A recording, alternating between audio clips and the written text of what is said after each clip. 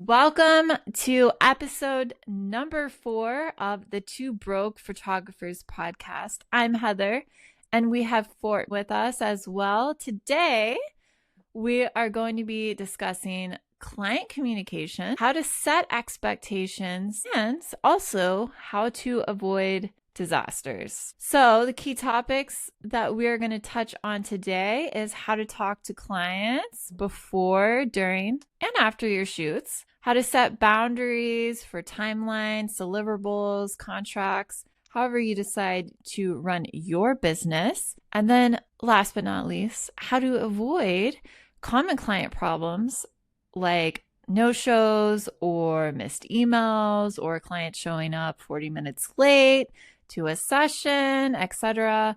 Because we definitely learned the hard way, especially in the beginning, and we want to help you. We want to help. We want to make sure that you can skip all of those hard parts. Why is all this important? Well, communication is key. It's key to building trust with your clients, also for your professional relationships. And this episode, so we're going to share both practical tips and some funny stories from our experience with clients, especially starting out. I know you have some good stories, don't you, Fortme? Sometimes people start before you're ready. I get it. Yeah. When you're still snacking and trying to get there. So let's start off. How do we talk to clients before, during, and after your shoot? So what's the first key point, touch point for you with your clients? Also, are you ready for this, or should we pause? Okay. So, key points. Well, look, it just depends where you are at in your career. So, obviously, for me, I'm at the point where people are reaching out to me, which I guess if you upload a model call, they'll be reaching out to you either way. So, it starts with them reaching out to you. In some cases, if you're really a hustler, I've known photographers that message people that are pregnant and be like, hey, have you booked a shoot? What do you think of booking with me? And they sell themselves. I've never been that person. I will do that in the public. If I see a pregnant woman and I'm having a chat with her, I'll just get my card out of my pocket and be like, hey, have you seen my work? Or Instagram's the best. I'll just get like the scan code on the Instagram and you should follow my work if you're pregnant, and I firstly usually just talk to them. What if you went up to someone like that, but they weren't pregnant? No, they're about That's like like my worst fear. People do it to me all the time now because I have a Oh my, little gut left over from the fourth child, and people always assume I'm pregnant. I had someone, who was it? Someone said to me in Arabic, and he's like, boy or girl, and I'm like, what is he talking about, boy or girl? And I was with my daughter, and I thought he meant like, is she a boy or a girl? And I responded, girl, and then he said congratulations, and that's when it hit me. I'm like, oh my god, he's asking if I'm having a boy or a girl. I'm like, oh my wow. God.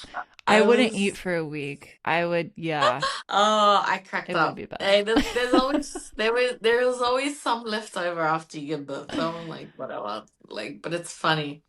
I've had that happen a few times. So actually, let me go back to a time someone was right though, and I thought it was really ballsy. So I was thin before my first child, like very thin, and I was only like 2-3 months along. So like with your first child, you don't show at 2 to 3 months, and I did not show.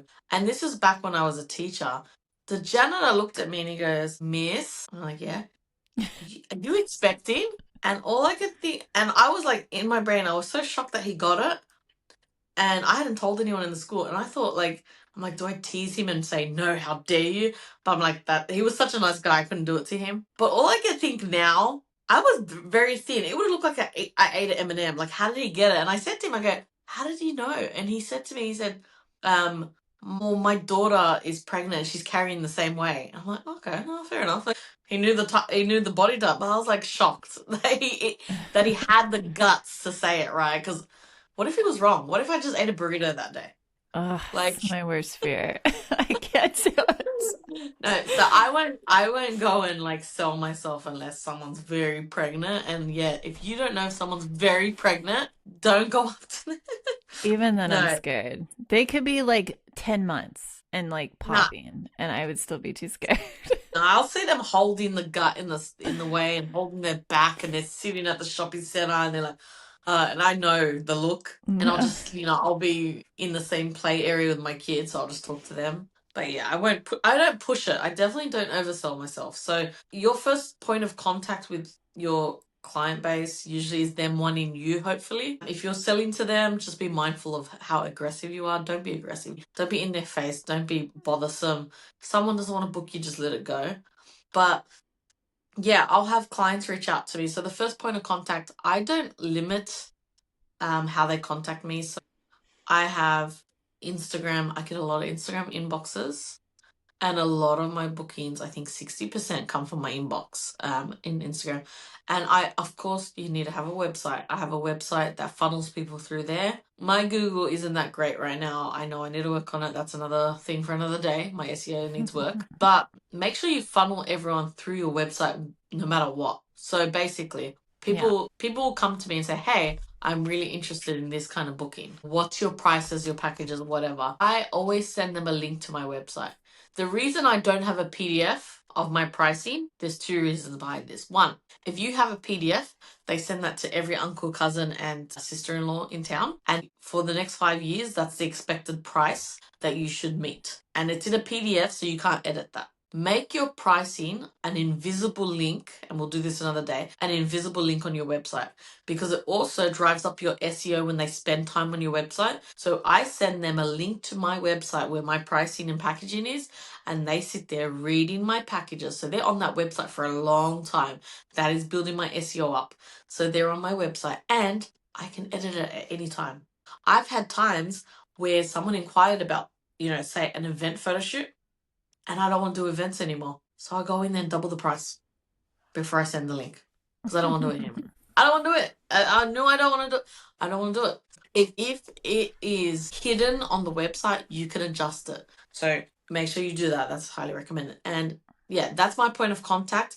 The next step that I have is once they go and look at that pricing and packaging, I'll get a lot of ghosting, right? That's normal. People will leave. They'll be gone. Bye-bye. You can choose to follow those people up. At the beginning, I used to do that, and that was another point of communication that sometimes, I'm not saying every time, but you might get like another 10% from those follow-ups. I don't do it anymore because I don't have the time, but it did pay the bills sometimes to get those follow-ups when things were not doing so well. I was like, oh, I need another booking. I would just send follow-up to all the people that ghosted me. And you'd be surprised. Sometimes they forgot to reply and they're embarrassed. And so it's just keep that communication open, that they're not afraid to talk to you. Anyway, so anyone that wants to move forward, they've seen your pricing. I try not to send them just my pricing straight away. I try and send them into my website and my CRM through my contact form. Sometimes I might just say, if you want my pricing or a booking, fill this out, which is my contact form, and it'll go straight to your email. And so I have that all automated. So they fill out their contact form and they'll get the pricing straight to their email. Some people don't like that. Some people will not fill it out and they'll just ghost you, because you've put a block between that pricing. And, you might not care because, those are probably not your clientele anyway. But sometimes I just send them directly the pricing. It depends on my mood, to be honest. I used to be very strict where you had to fill out my contact form. These days I'm a bit tired, so I'll just be like, oh, here's the pricing link. Go ahead. Go ghost me. And if they don't ghost, they usually reply straight away. They'll open it up. If they don't reply straight away, don't get your hopes up. I know that's a weird thing. That's just been my experience. There's two types of clients. The instant reply, which is amazing. What date do you have? And then there's the second one that will disappear, and about 4 days later will message you to go ahead. But anywhere in between, I've never had success, so I just give up. It's mostly the instant repliers are in your price range because they opened it up, they saw your pricing, they'll instantly reply. So when you get that instant reply, make sure you have a website that has a contact form that is gathering their email and their phone number, because you need a way to contact them in case you do go through with the booking. In case you do, you need all that stuff, and you need somewhere to send your contract. You need an email. Once they say yes, always gonna, yeah, and the easiest way is to get a contact form on your website. So I send them over the contact form. So every single person that books with me has to fill out my contact form. There is no way around it. And I will tell them, unfortunately, I can't get you booked in via my automated system until you fill out that contact form. because a lot of people will be like, oh, I don't want to do it. Like, oh, it's boring.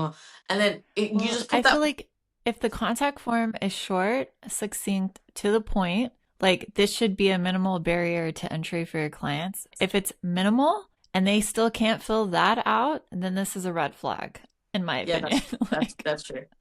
it's basic information. Yeah, I got 5 points. I've got name, number, email. How did you find me? I really like to know that. That's really important to me. And a message box of like, what do you want to do? That's it. Everything else goes like if I get an address to post to them, that's in my questionnaire. I just say, what's your address for future mailing? Because that won't scare them. If you put an address before they've even booked you, that's a red flag on your end. They're not going to trust you. Like, who is this person asking me for my address? So keep it simple. Now, I used to do this manually when I couldn't afford it when I was at the beginning. Look up what a CRM is, that's important. If you can afford it, look, CRMs are like, I think $350 to $500, but they're great money spent.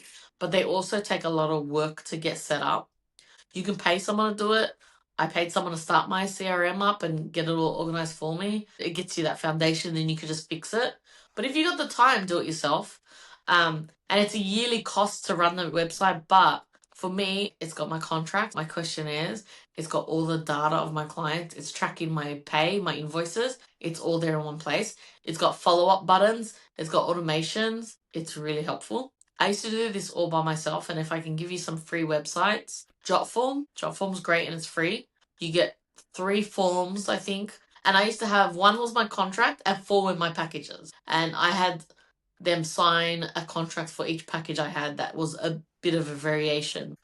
And that was the way I kept it. I just got when they wanted to book it on Instagram, Facebook, wherever, I just got their email. I filled it in the Jot form. I sent it to their email and I said, hey, check your email. You've got a contract. But I always had a contract, even for model calls. And I know there's some bigger giants in the industry that say, oh, it doesn't matter because you've got the text back and forth that is your evidence if something goes wrong. Yes and no. You have evidence that you had a session for, say, if they do a chargeback on your account, there is evidence there, but your contract covers so much more. And I know Heather will go in on this. Heather, what's your contract cover?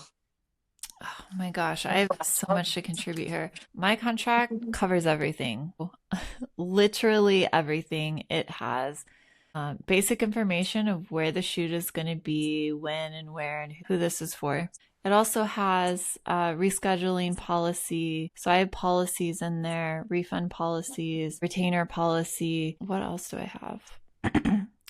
It's basically My your policy, protection. yes, it's definitely there for your protection. It also, for me, I have a mix. So it's a legal contract. I have things that they have to sign off, like initial every line. And then I also have some of my policies in there. So it says, for example, um, because I do IPS, which is in-person sales, it says that final selections have to be made on that day, et cetera, et cetera. Yeah. I also have, which is very important inside my contract, is usage rights. So they know how they can use the photos and how they can't. And then I also have, I do touch on copyright on that so that they understand that the photos can't be altered, that I own the copyright, etc. It also gives them a print release. Inside my contract as well is the model release. So this is also very important. You need to have that. They need to give you permission to actually photograph them as well as vice versa. So, yeah, those are definitely big points in my contracts. It's definitely going to vary from state to state, from province to province, from country to country. It's all going to be different. Yeah. Check your copyright laws. Like even though look, there is some laws like for example, social media laws, like shooting in a public space, for example. You shoot a public event or you shoot a family in a park, technically they're in a public place. Do you need permission to take their photo and upload it online? No, you don't. Not in Australia, that is. Now, it's still a point of respect and it's still a point that you need to cover your ass from, the abuse you might get from doing that and disregarding or whatever. So for me, a very big line in my contract is if you don't want to be on social media, you need to tell me at the session at least or before. For the reason that I don't want to go and upload your photo and then you shame me. I don't want to it's too late, it's out there, and then there's an issue. So contracts are great because you can point out these things that you really want to cover for your protection um, early on. And that's why that I think the biggest main communication between you and the client should be the contract, even though they don't read it half the time. But for me, I go in and I have my contract broken up into 10 points. I try not to make it too long. I don't want anyone to make an excuse like I couldn't read it because it's so long. I feel like contracts soon are going to be turning into like terms and conditions where you just check the box at some point because there's so many things. Mine is like you have no choice. There's no choice buttons. It's like, yeah, you say yes or don't book me. And I know that might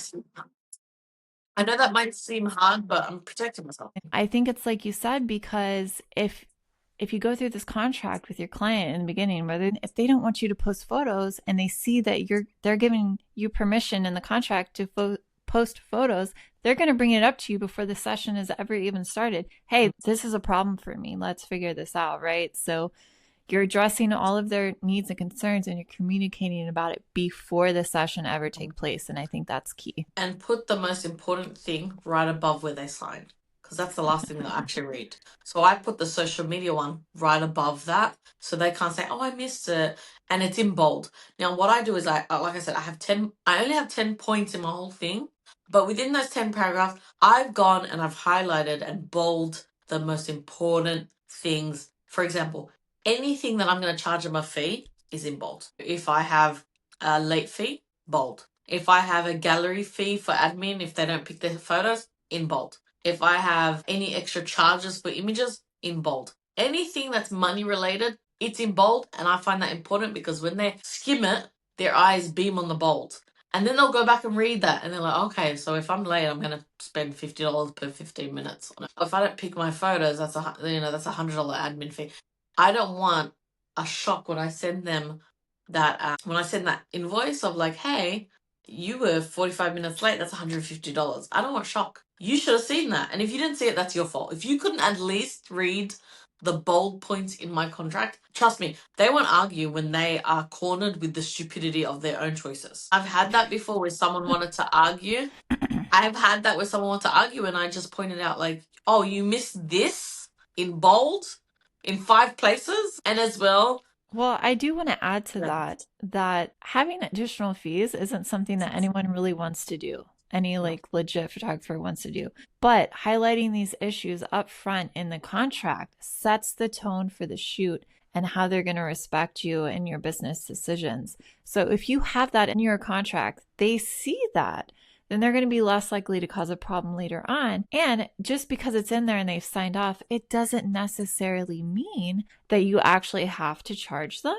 But hopefully, because they've seen that, they're going to communicate with you better, saying, oh my gosh, like this and this happened. We're going to be there, but we're definitely late, right? So at least you're not just sitting there waiting around. Like they understand that you mean business and they're going to respect you more. So I do want to put that in. Just because it's in there doesn't mean you actually have to charge them at the end of the day, but it helps set the tone for how you operate your business and it will demand some more respect.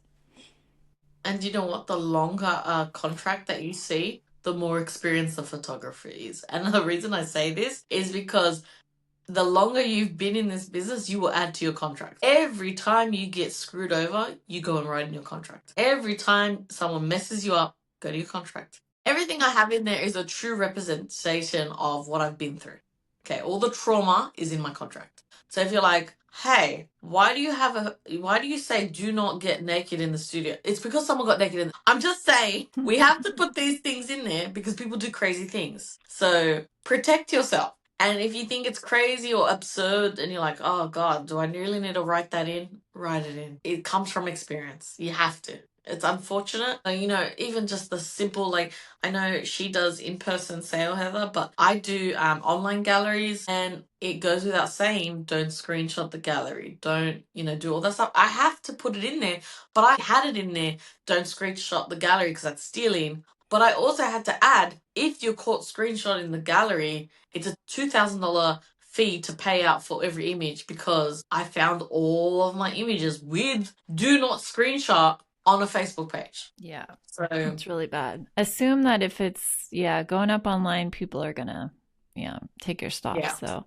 you have to be careful with that and set your boundaries. So we've sat here and we've talked for quite a while about some of the communication points for clients before the session. I want to talk about some of the things that you can do when you do get pushback on your contract. Look, I haven't got much pushback. I don't know about you. I haven't got much pushback. It's usually just education. So I think I had someone ask me to remove like the social media part because they wanted it in writing that I would not post on social media. So the wording on my contract is you give permission for your images to be posted, but if you do not feel comfortable, you must let me know. I don't need to remove that line because it very clearly says, just let me know. So this communication in our text messages is evidence you let me know. And trust me, I would never go and pretend I didn't see it. So you don't have to worry.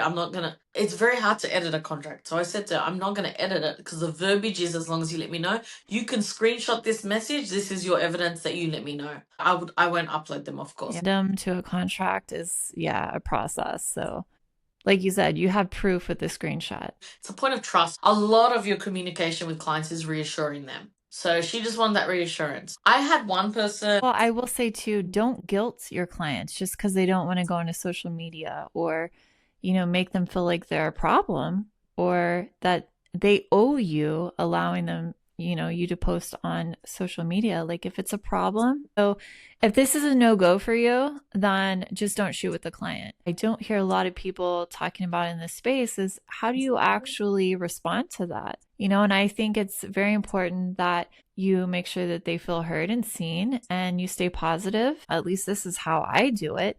And I say, absolutely, no problem. Some people, they don't care at all and they love their photos going online. And then other people want to remain more private. So I'll mark you as a private client. I'll fix that in the contract for you and I'll send you an email with the new link when it's ready. Like that's what I do. I'll tell you how I recently stuffed that up. But like usually I do what Heather says and I just say, absolutely no problem. But this gallery was so cute and so nice. I didn't give pushback, but I said, I just in a smarty pantsy kind of cutesy way, I was like, any chance just the kids with a wink face. But she didn't come back playful. She came back quite firm, like, we don't feel comfortable. And she got very serious, so I pulled back straight away. And don't push. Although don't apologize if it's not like you make something more serious sometimes if you apologize. So for me, it was just like I pushed it a little bit and she didn't like it and I could tell. Read the messages clear. And I just straight away said, I totally understand, of course. I just felt they were so beautiful, but it's all good, no problem. So I made it clear, like, I don't have a problem. I'm not really upset. I was just pushing my luck. Haha. Thank you so much. I just got excited because your babies are so cute. Exactly. Make it about, because they were adorable. The photos were adorable and the lighting was amazing. And I really want to shop. So it's just me being excited, but just make sure if you get a little bit of pushback or you see any pushback, don't push it at all. But again, be careful with the apologies are admission of wrong. Think about this. A lot of people say sorry to the littlest thing, but in the mind of the person, all they're thinking is you did something wrong. So I know to be a better person, apologize, but I'm just saying with business, be careful if you over apologize because you're going to look like the bad guy, even when it's a small thing. So for me, I pulled back with, I totally understand. Thank you so much for the shoot today. Shut it down and they had no problem. Her next message was, I've recommended you to everyone. So I saved that. You save that you save that relationship. There's never too late to save a relationship if you just pull back and pay attention to the interaction. Wait, quick question. And I know this comes up a lot. So tell us what you do. What happens if a client signed your contract and says, yes, you can share my images on social in your portfolio, whatever, marketing materials. Then after seeing the gallery, they change their minds and they don't want their stuff online anymore. What would you say to them? Well, you got to respect it. But for me, I'm a little bit different. I'm a special kind of person. I have a discount. I want people certain. I don't want to go through this stress, right? I have a discount for people that let me share because I don't believe our clients are our models. I believe anyone that's paying me, that's their photos. And if they want to put it in a chest and never be seen again, it's theirs. So I decided a long time ago, and mostly because I was only getting 10% of people allowing me to share. I decided a long time ago that I would give a $50 discount for anyone that allowed me to share. So they're getting a reward and you're getting something out of it. It's equal. And I hear this all the time where people are like, you don't need to do that anymore. You're well known enough that people want you to share their work, which I agree. But for now, I've kept it. I like to allow people to get a discount for giving me something. And so for me, it's a little bit harder what you're saying. If it's a normal situation where they've paid you normal money and that's it, say when they tell you I want it taken down, it sucks, but say I understand. And I hope in future, if you change your mind, you'll let me know, because sometimes they do. Sometimes Yeah. when the kid's 10 years old and he doesn't look like a baby anymore, they say, "Hey, you can upload them. I really like them." He's No one will know what he looked like as a kid. Or when couples get divorced, that's another good Oh, one. yeah, I've had to go and wipe that off everywhere. It happens. So, yeah, just I'm so sorry. Let me get that off ASAP and just get it off as soon as possible. But with regards to my thing, getting a discount, I do again my contract communication. It says very clearly you receive a $50 discount for allowing social media sharing. If you change your mind, you will have to repay that discount. So they have to pay me $50 or I'm keeping it up. And the reason I do this is I didn't want people to take advantage of me and say, "Oh, I want social media, give me that discount." And then try and use me after and say, "Oh, I changed my mind," and not think about the money. Now, because in that contract, they know they're going to have to pay it back. No, this is fascinating to me because I don't do any of that. So I'm just like learning. I love it. But I only had 10% of people that used to let me share. And then I went through the stage where when I gave the discount, they would lie and take it back after. And then I would lose $50 and they would, so again, your contract is an adjustment of the trauma you have. I could go on literally for days over all of this stuff before the shoot really even happens. Well, look, I think planning phase is right too, because I don't know about you, but some people do a consultation call. Now, I don't personally do that, but if I was looking to up my experience and my business, that is something I would definitely consider adding. Consultations are the best. I love it. Now, my version of consultation as someone who does a lot of online. Now, the reason I am mostly doing everything online is I have 4 young kids. So if you're at a different stage in your career where you have the time, I do recommend doing these things. So for me, because I like to stay digital because I don't have the time, I just have a questionnaire, which is another form of communication. Again, I try and keep it very short. An interesting thing I do that maybe other people don't do, I don't ask them to tell me what they want. I will have a tick box of colors you don't want, because that leaves me to be creative. So for the newborn shoot, for example, I say, what colors do you dislike and not want used? And people tick like red and purple and whatever, and that leaves me all the other colors to play with. And I do this because, one, I'm not very picky. I want you, if I'm paying you, I want you to be creative, but there are some things I'm like, oh, I don't want to see that color. So I found it easier to add the ticker box for you to remove something. There is a section for them to write. So every once in a while, if someone has something like a novelty or something creative, whatever they want to do an inspo, they'll just write it down. But for like colors and maybe backdrops, you can do the other way around. Just keep that in mind. Especially mums that just had a baby that can't remember to feed themselves. Expecting them to know what they want is very difficult, but they will know what they don't want. And I know from my experience, I'll know immediately I don't want that. So if I have a ticker box and they'll say no red, no black, and then they're open to everything else, people like for you to kind of take charge. So I've never found I needed the consultation call because I like my clients to allow me to be in charge. I feel like that's a part of my experience, is that you don't have to worry, I've got you. But there are people that really need to be spoken on the phone. I had a situation which really nearly went a bust. The session nearly got cancelled. I nearly refunded her. I nearly fired her because she was very neurotic. Also in the contracts, contract cancellation terms. Well, I don't even know what I have for my cancellation. I don't know if I have something like I can fire you at any time. And by the I way, I feel like, do. I have for what's it called? Personality differences. oh, no way. I never needed it. I'll just tell you to go I've somewhere else. I've never had to, but yeah, Yeah. it's there just in case. I have had to, but I nearly I nearly did this one time because she didn't trust me. And that's a major thing. And it was a simple thing. It was a baby's birthday, and she just the color scheme, she just couldn't trust. She wanted me to pull everything out of my studio and spend hours she wanted me to pre-set up the setup and then reset it up for the day. And I said no.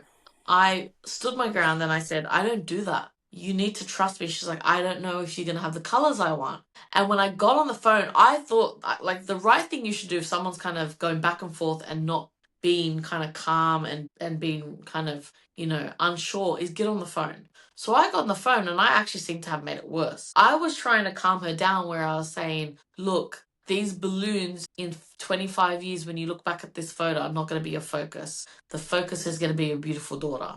And I'm going to put all the love and care into giving her the most beautiful photos. And the lighting's going to be great. Everything's going to be great. I've showed you the colors. I think in camera they're going to look different and you're going to love them. And I said that to her. When I hung up, I thought it went okay.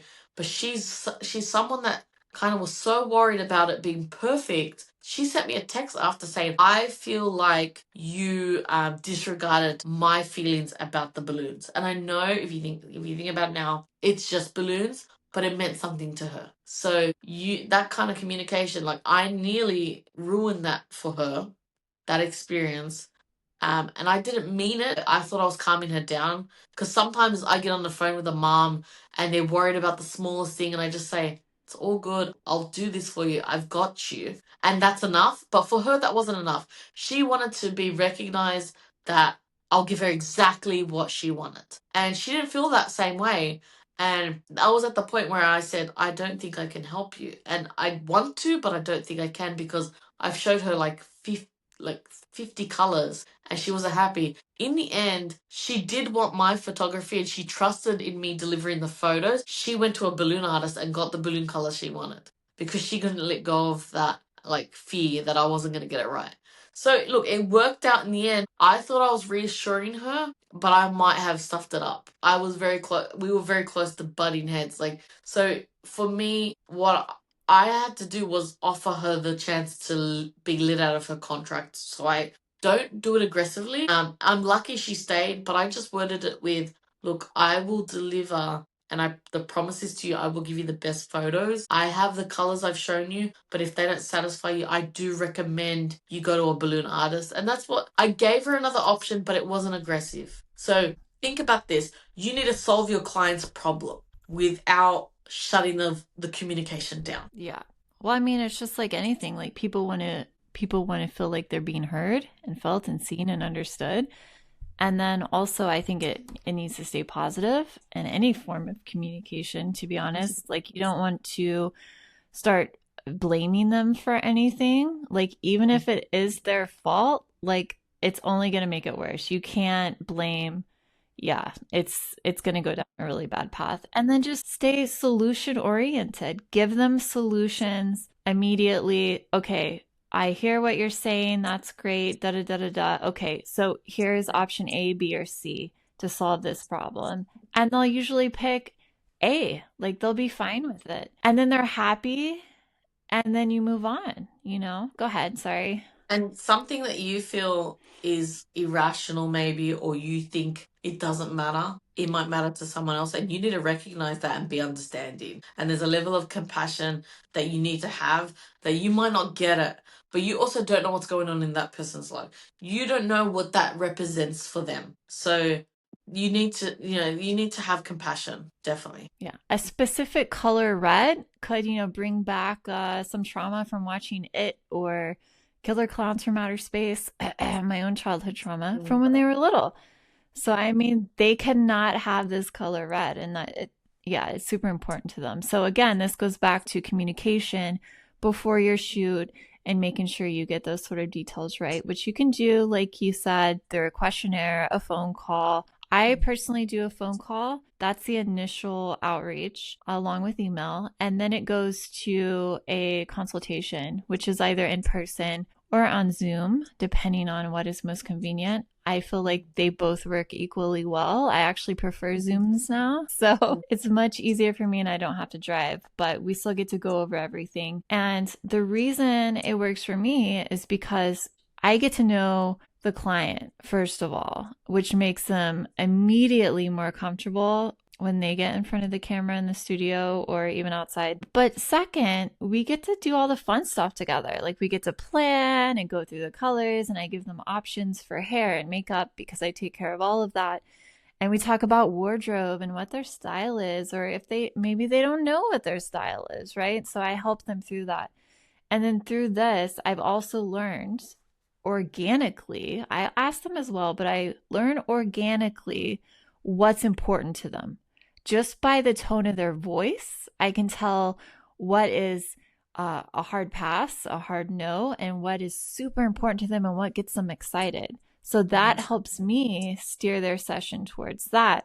And then, of course, I also ask these things as well, like what's the most important thing to you? If there's only one photo you don't want me to miss, what is that? Et cetera, et cetera. And then before their session, there's also a questionnaire that they fill out. So I get those kinds of things. I learn about their insecurities, things that they might want to emphasize or minimize in their photos and things like that. So for me, that's the biggest part of my communication. It comes before the session, and then it's pretty organic during the session.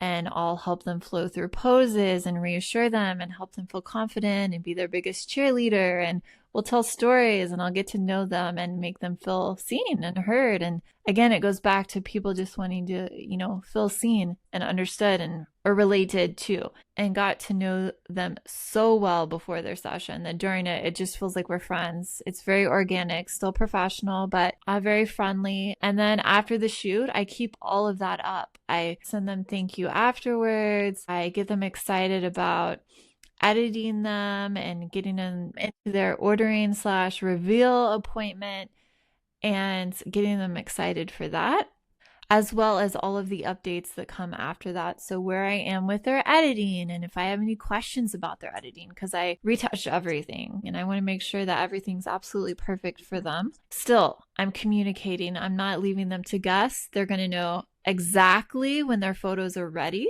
I follow up with them afterwards, even when I've done gallery deliveries in the past and when I still do them for courthouse weddings. One thing I hear people on Facebook and other places all the time talking about, what do you do when a client doesn't respond back ever after receiving a gallery? And I think to myself, that never happens to me. And the reason is I've got all these touch points. I built a relationship with them. I get them excited about their session, and then they're excited to be excited with me, and they respond to that. And if there is an issue, they let me know, and I'm like, sure thing, I'm going to go in and fix that for you. And I've already charged appropriately. So for me to go in and fix one thing is not a big deal.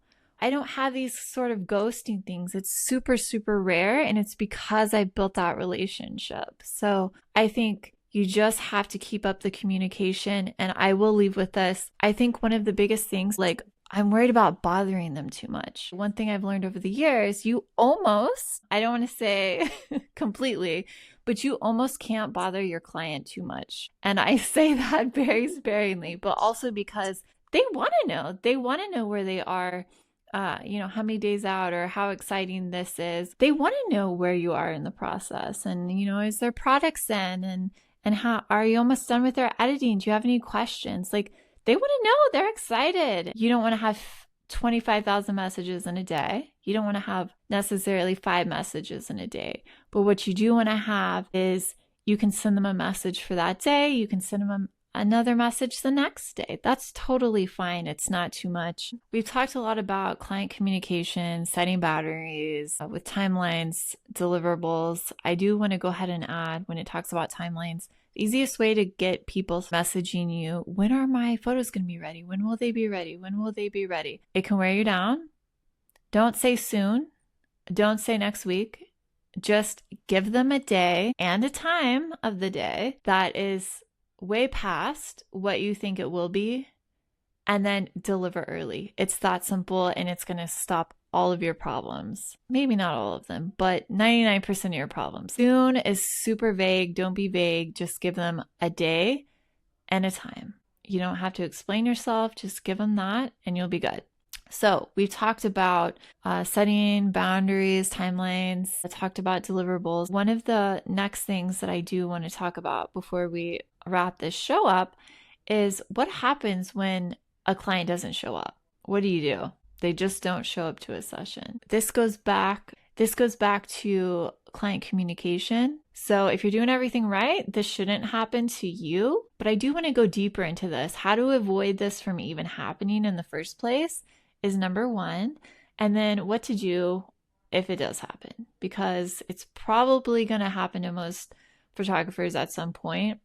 So we're going to go more in depth with this. So we're going to go more into depth about this, not only on an Instagram live that I'm planning for you, but also in a future session. And I think it's really important to understand how to avoid these problems in the first place. And it really is easy to avoid if you know how to do it. So I'm going to share those things with you. And then also things like missed emails. Like, I know everyone is really scared to just hop on a phone call, but that's going to be the best way to prevent miscommunications and details that aren't ever read in, details that need to be discussed that they never see in an email. So one way I know if they've even seen the email is because my CRM keeps track of whether someone's opened an email, etc. So I know whether they've seen it or not. Even if they've seen it doesn't mean that they've read it necessarily. So I always put something in the bottom, a call to action, like, please let me know that you've received this email. If it's something super important, I may end up, if I have permission, texting them, hey, I just want to make sure you got the email that I sent today at 2 p.m. And I might even hop on a call if it's super urgent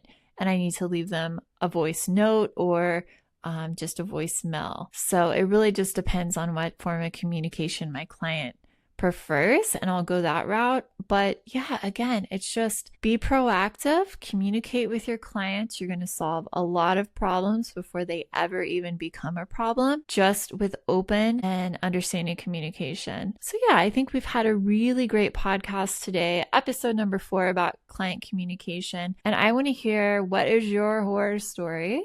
The worst thing that's happened from a client. I've heard quite a few over the years, so I think it's going to be hard to top some of the worst that I've ever heard, but I do want to hear some of the worst that's ever happened to you, client stories. And then also I want to hear some of the best things that's ever happened. So I've had some really amazing stories. I've shared those before with my clients, but I want to hear from you guys. So I would love to read through, throw some comments down there for us to look at and for everyone so they can read and so you can share with them as well. And make sure, like, subscribe. We are on Substack, which is amazing, by the way. Please join our email list, which will keep you up to date on everything, as well as follow us on Instagram, TikTok, and subscribe on YouTube for us. So you can definitely listen to us anytime on Spotify. There's no excuse. We make it so easy for you guys. And coming soon is Apple Podcasts as soon as we get approved. So